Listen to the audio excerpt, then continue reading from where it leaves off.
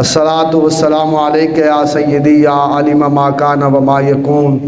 وعلی آلک و اصحابک یا سیدی یا افئدۃ والغیون۔ معزز سامعین گرامی قدر، اللہ عز و جل کا بے پایاں فضل و کرم اور اس کی خاص عنایت ہے کہ آج رمضان المبارک کے دوسرے عشرے کا پہلا روزہ ہے اور 11ویں روزے کا آغاز جو ہے وہ جمعۃ المبارک کے بابرکت دن سے ہو رہا ہے، اور جمعۃ المبارک کو عید کا دن بھی کہا جاتا ہے۔ حدیث نبوی کے اندر جمعہ کو عید کا دن بھی کہا جاتا ہے، اور عید کے دن کا مطلب ہے وہ دن جس دن رب تبارک و تعالیٰ مانگنے والوں کو جو مانگیں وہ عطا کرے، اس کو عید کہا جاتا ہے۔ اگر عید والے دن عیدی نہ ملے تو بچے سمجھتے ہیں کہ یہ تو عید ہے ہی نہیں، تو رب تبارک و تعالیٰ بھی اپنے بندوں کو عیدی عطا فرماتا ہے، روزے جمعہ بھی، اور بڑی عید، چھوٹی عید، عید الفطر، عید الاضحیٰ، اور شعبان المبارک کی 15ویں رات، اور رب تبارک و تعالیٰ نے نبی کریم صلی اللہ تعالیٰ علیہ وسلم کی امت پر یہ خاص راتیں عطا فرمائی اور دن عطا فرمائے۔ ان خاص دنوں کے اندر جمعۃ المبارک کا مقدس دن بھی شامل ہے،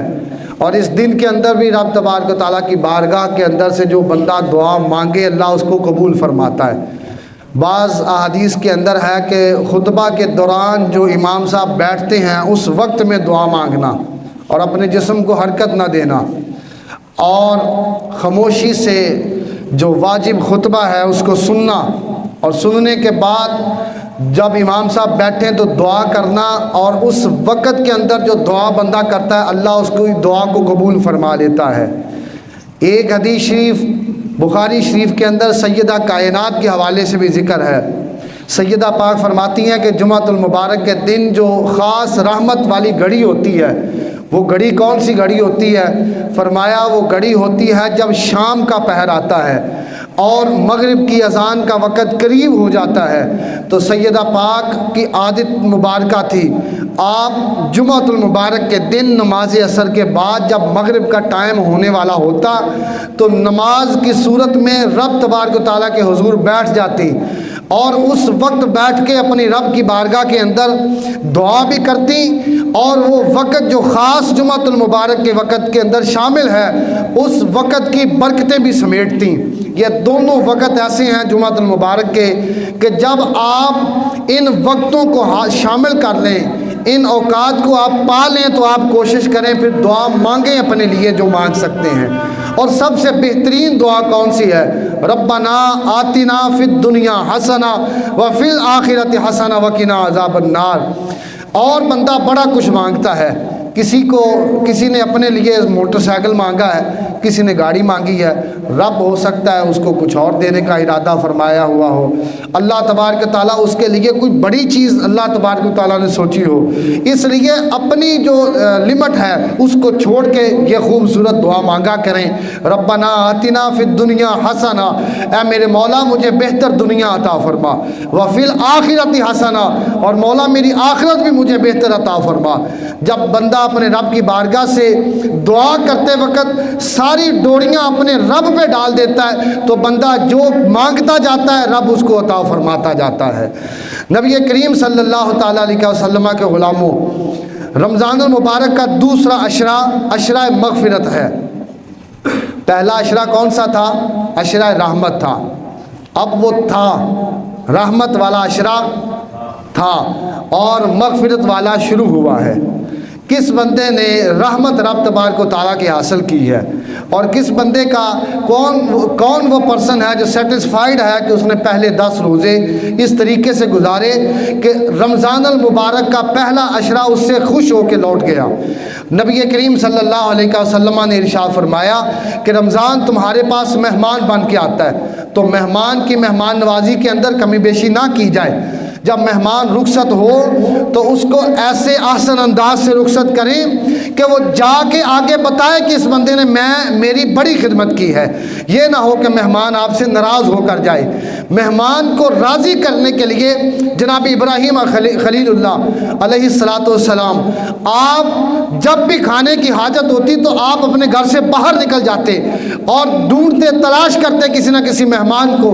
اور جب تک مہمان نہ آتا اپنے گھر واپس نہ آتے، مہمان ڈھونڈ کے لاتے۔ آپ فرماتے کہ جتنا کھانا مجھے میرے رب نے عطا فرمایا ہے، میں چاہتا ہوں کہ اس کھانے کے اندر میں مہمان کو شامل کر لوں، کیونکہ مہمان رب تبارک و تعالیٰ کی نعمت ہوا کرتا ہے۔ جب میں اپنا کھانا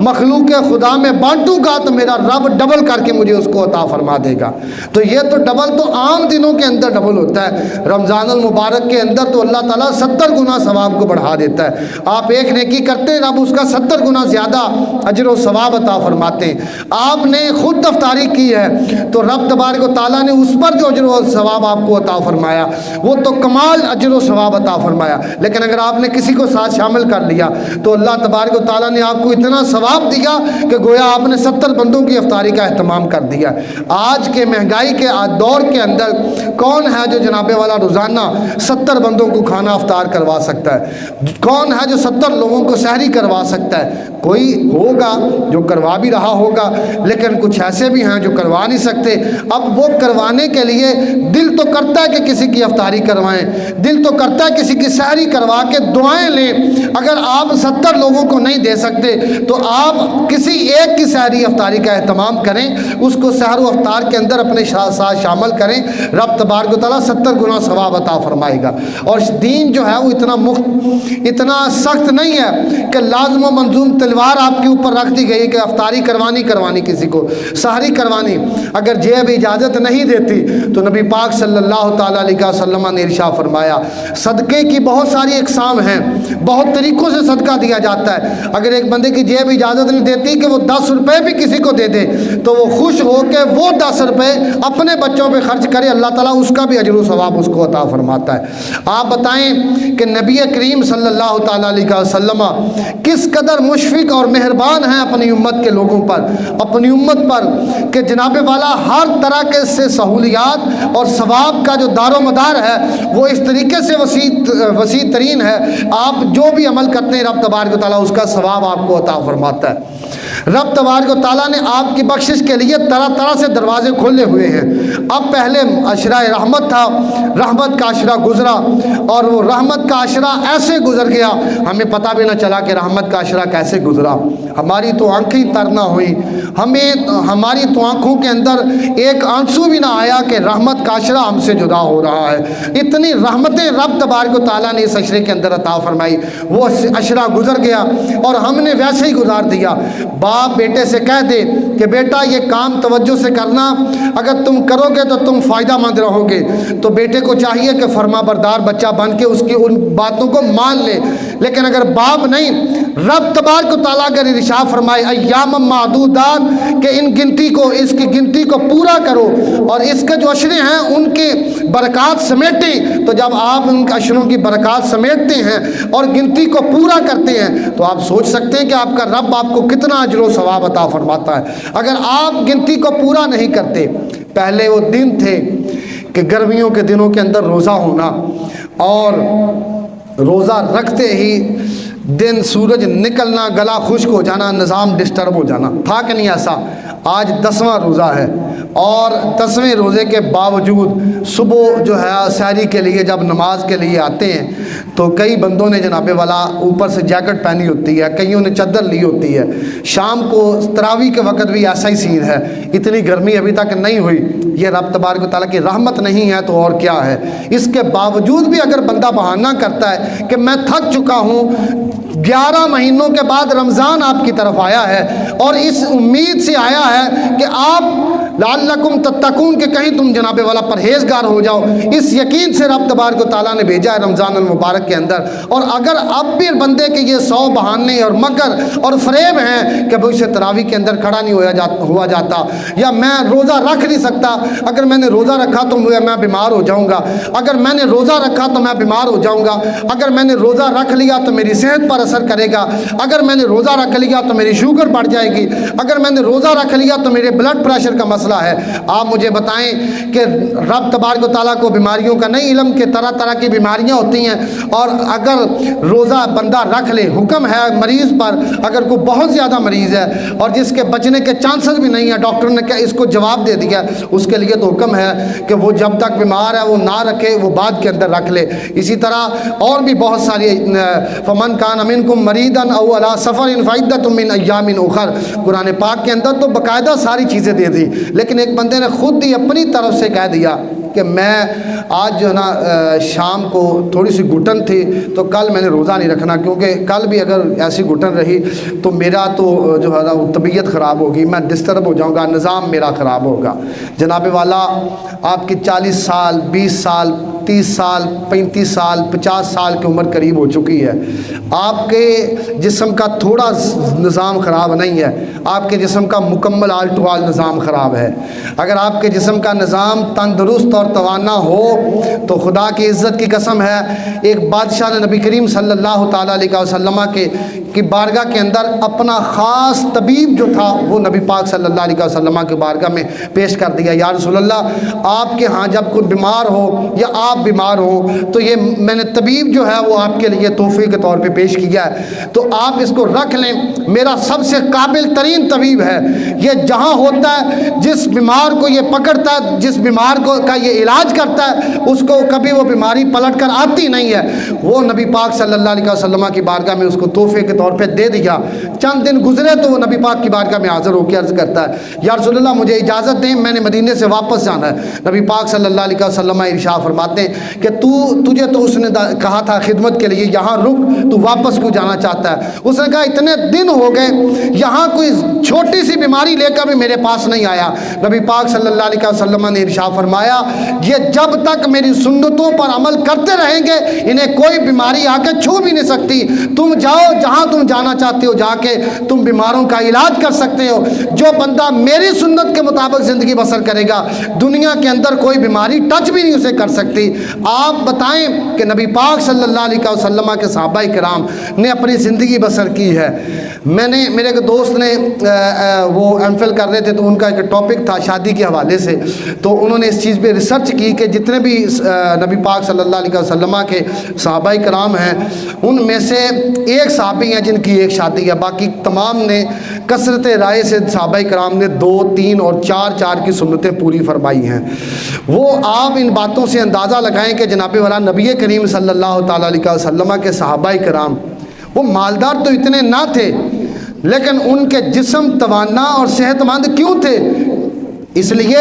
کہ عبادت کے لیے وہ اپنی روح کو مردہ نہیں ہونے دیتے تھے، اپنی روح کو زندہ و جاوید رکھا کرتے تھے۔ نماز تہجد، رب تبارک و تعالیٰ کی بارگاہ کے اندر قرآن پاک کی تلاوت اور نبی کریم صلی اللہ علیہ وسلم کے فرامین پر عمل کرتے ہوئے زندگی کو بسر کرنا، اور جناب والا کم کھانا، زیادہ کام کرنا، اور نبی پاک صلی اللہ علیہ وسلم کی بتائی ہوئی باتوں پر تمام باتوں پر عمل کرنا، یہاں تک کہ صحابہ کرام نے دیکھا نبی پاک صلی اللہ علیہ وسلم کچھ کھا نہیں رہے، نہ صبح کھاتے ہیں نہ شام کھاتے ہیں، تو صحابہ کرام نے بھی کھانا کھانا چھوڑ دیا کہ نبی پاک صلی اللہ علیہ وسلم لگتا ہے روزے رکھ رہے ہیں۔ ایک دن گزرا، 2 دن گزرے، ہفتہ گزرا، نبی پاک صلی اللہ علیہ وسلم نے اپنے صحاب کے چہروں کی نکاحت کو دیکھا اور ان سے پوچھا کہ کیا ماجرا ہے؟ عرض کرنے لگے یا رسول اللہ صلی اللہ علیہ وسلم ہم دیکھ رہے ہیں کہ آپ روزے رکھ رہے ہیں، آپ کچھ نہیں کھاتے تو ہم نے آپ کو کاپی کرنا شروع کر دیا، یا رسول اللہ آپ کی سنت پہ عمل کرنا شروع کر دیا۔ کریم آقا صلی اللہ علیہ وسلم نے ارشاد فرمایا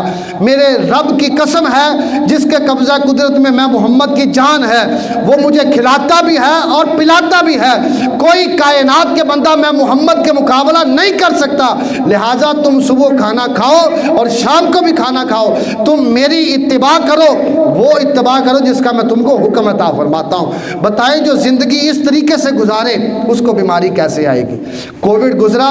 جو بندہ جتنا زیادہ محتاط ہوا کووڈ نے اس کو اتنا زیادہ آ کے پکڑا، تحقیق آپ کے سامنے ہے، ایسا ہی ہوا کہ نہیں؟ جس بندے نے جتنی زیادہ احتیاط کی وہ اتنے جلدی شکار ہو گیا، اور کون شکار ہوا؟ اور بھی بات سنیں، آپ ایکسپرٹ ہیں، آپ نے اس چیز کو دیکھا ہوگا، وہ بندہ شکار ہوا جو ہارڈ ورکنگ کا عادی نہیں تھا،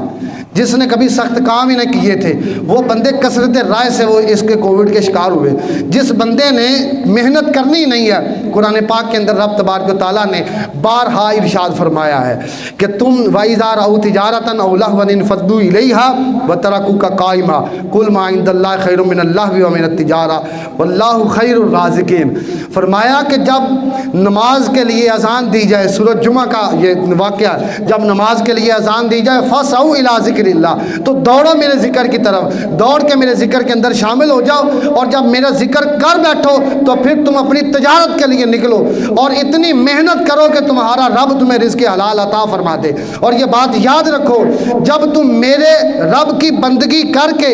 تم رزق حلال کی طلب سے نکلو گے تو آخر میں ارشاد فرمایا واللہ خیر الرازقین، اللہ تبارک و تعالیٰ سب سے بہترین رزق دینے والا ہے۔ آپ بتائیں کہ اپنی سوچ کو بدلنا اور اپنے آپ کو بدلنا یہ بہت مشکل کام ہو چکا ہے۔ ہمارے جسم ہمارا ساتھ نہیں دے رہے، اور نیکی کر کے دوبارہ نیکی کرنے کی ہمیں توفیق حاصل نہیں ہو رہی۔ یہ بڑا ٹیکنیکلی ایک پوائنٹ میں ذکر کرنے لگا ہوں۔ آپ دیکھیں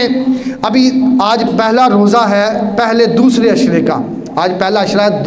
دوسرے عشرے کا پہلا روزہ ہے، یعنی 11واں روزہ ہے آج، اور عشرہ مغفرت سٹارٹ ہوا ہے۔ رحمت تو ہم حاصل نہیں کر سکے جس طرح کرنی چاہیے تھی، لیکن مغفرت تو ہم حاصل کر سکتے ہیں کہ نہیں کر سکتے؟ نمازوں کی پابندی کر کے، قرآن پاک کی تلاوت سے، اپنی آنکھوں کو جناب والا شرم، اپنی آنکھوں کا روزہ، کانوں کا روزہ، زبان کا روزہ، ہاتھوں کا روزہ، پاؤں کا روزہ، جھوٹ سے بچنا، جناب والا دغے سے بچنا، بے حیائی کی چیزوں کو نہ دیکھنا، یہ تمام کے تمام روزے کے اندر آتے۔ ان تمام چیزوں سے بچ کے عشرہ مغفرت کو حاصل کر کے ہم مغفرت کروا سکتے ہیں، اور نبی کریم صلی اللہ علیہ وسلم کی بارگاہ کے اندر سرخ روح ہو سکتے ہیں۔ میں بات کرنے لگا تھا، آپ اگر چاہتے ہیں کہ دیکھیں کہ جناب والا کہ میں نے جو صبح یا ابھی نماز جمعہ ادا کی ہے، آپ چاہتے ہیں کہ اس کو چیک کریں کہ یہ قبول ہوا یا نہیں ہوا، آپ تیاری کی ہے آپ نے؟ میں جج کرتا ہوں کئی لوگ جو ہے وہ ویک سارا جو ہے وہ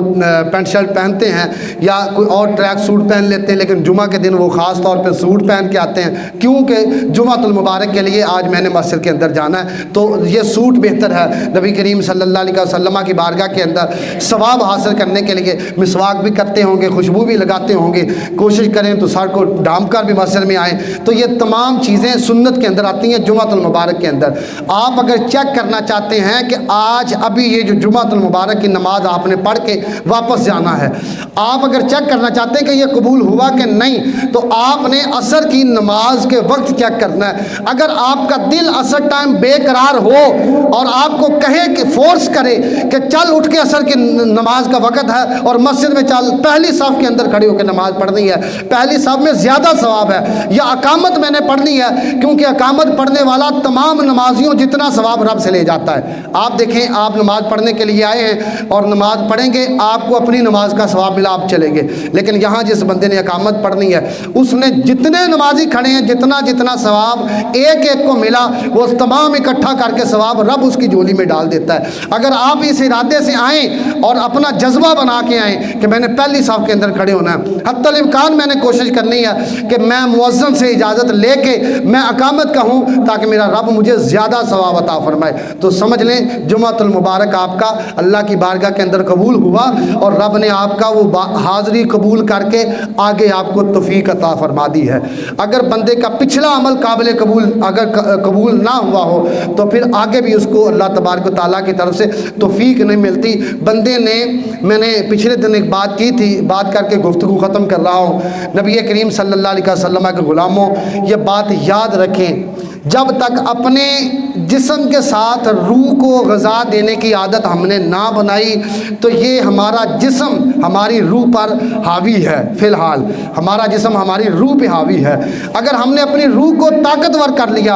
اور طاقتور کرنے کے لیے کون سا عمل ہے؟ ایک ہی عمل ہے، نماز تہجد ادا کی جائے۔ روح کی غذا ہے نماز تہجد۔ جتنے لوگوں نے نماز تہجد پڑھی ہے وہ اللہ تبارک و تعالیٰ ان کو کل بھی توفیق عطا فرمائے، آگے بھی توفیق عطا فرمائے، اور جن لوگوں نے نماز तहज्जुद अदा ही नहीं की, वो ज़रा डॉक्टर को चेक करवाएं। वो कौन सा डॉक्टर है? अंदर जो बैठा हुआ है, अंदर वाले डॉक्टर को चेक करवाएं कि डॉक्टर साहब मुझे बताएं मेरी रूह जो इतनी कमज़ोर हो चुकी है, अजान होती है तो मेरी रूह जो है वो उठ के मुझे मस्जिद की तरफ ले जाने के लिए फोर्स नहीं करती, मुझे कहती नहीं है कि चल मस्जिद की तरफ चल। अजान होती रहे। मैं रमज़ानुल मुबारक के अंदर भी जनाबे वाला फिल्में ड्रामे देखता हूँ। मैं रमज़ानुल मुबारक के अंदर भी झूठ बोलने की आदत मेरी ना गई, रमज़ानुल मुबारक के अंदर भी दीगर मामलात जो हैं वो ना हुए। इसके बावजूद ये तमाम चीज़ें डॉक्टर साहब से अपने दिल से पूछें, अपने ज़मीर से पूछें कि इसका हल क्या है, तो वो आपको बताएगा कि इसका हल है रब तबारक व तआला की बारगाह में सुबह उठ के जा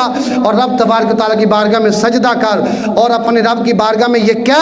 मौला मेरी रूह को, मेरे जिस्म को ताकत बख्शना ये तेरा काम है, हाज़िर होना मेरा काम है, हाज़िर मैं हो चुका हूँ, मुझे सेहत भी अता फरमा और कुव्वत भी अता फरमा ताकि मैं नेकी मज़ीद कर सकूँ। अगर आप इन अमाल को करते हैं तो इंशाअल्लाह बफ़ज़्ल ताला आप अपनी ज़िंदगी को बदला हुआ पाएंगे। लेकिन अगर आप इसको अमाल को नहीं करते तो ये बात याद रखिए, मौत जो है वो सर पे खड़ी है और एक ना एक दिन वो आ ही जानी है। और उस वक़्त फिर पछताने से बंदे के पल्ले, बंदे को पछताने के सिवा तो कुछ होना नहीं। बंदा पछताए ना पछताए, जो भी करे मामलात करे, ऐसा फिर मामला कुछ होने नहीं वाला। फिर पछताया बंदे के हाथ नहीं आएगा। अभी टाइम है, आज 11वां रोज़ा है, अल्लाह करे 19 रोज़े बाकी पड़े हुए हों और रब तबारक व तआला की बरकत से, रब तआला की अनायत से हम उन 19 रोज़ों के अंदर रमज़ानुल मुबारक का तक़द्दुस करते हुए अदब व एहतराम को इससे गुजारें। और बात फिर होते होते मैं फिर वो उसी बात पे आ गया, अपने अमाल की दुरुस्तगी कर लीजिए, वरना ये जो महंगाई के अजाब ने, तूफ़ान ने हमें आके झटका दिया है, ये झटका नहीं, इससे भी और भी बड़े झटके आने वाले हैं। आप सहरी करते हुए आप जब भी फ़लस्तीन की तरफ नज़र दौड़ाकर देखेंगे तो आपकी रूह कांप उठेगी जनाबे वाला कि निज़ाम कैसा चल रहा है।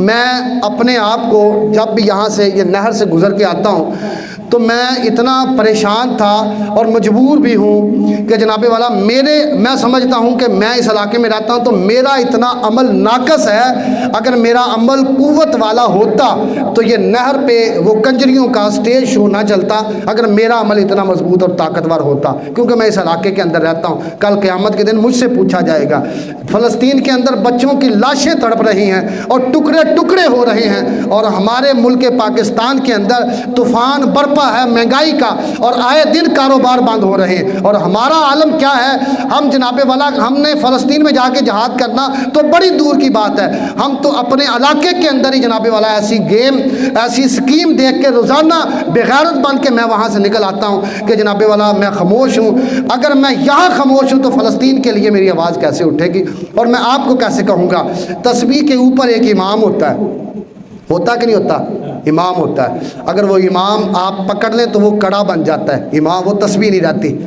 वो इमाम पकड़ लें तो वो कड़ा बन जाता है। आप उसको कभी किसी से पूछ के देख लें, वो तस्बीह रहती नहीं है। अगर इमाम को आप अपने हाथ में ले लें, छुपा लें, तो वो तस्बीह नहीं होती। तो इमाम को तो फिर सबसे ज़्यादा स्ट्रगल और मेहनत करनी चाहिए क्योंकि वो इमाम है, बाकी तो सारे दाने हैं। अगर इमाम खड़ा है तो जनाबे वाला मुक्तदी जो हैं वो कड़े से तस्बीह के दानों के अंदर शामिल कन्वर्ट हो जाते हैं। अगर इमाम ही नहीं खड़ा तो आएँ अपने अमाल को बदलने की कोशिश करें। ये हमारे अमाल का नतीजा है कि ऐसी खराफात और ऐसे फहाशी के अड्डे हमसे दूर होने की बजाय हमारे करीब हो रहे हैं। अल्लाह तबारक व तआला इन तमाम खबासतों से हमें महफूज़ व मामूल फरमाए और रब तबारक व तआला रमज़ान की बरक़ात समेटनी हमें तौफ़ीक़ अता फरमाए। आमीन। वमा अलैना इल्लल बलागुल मुबीन।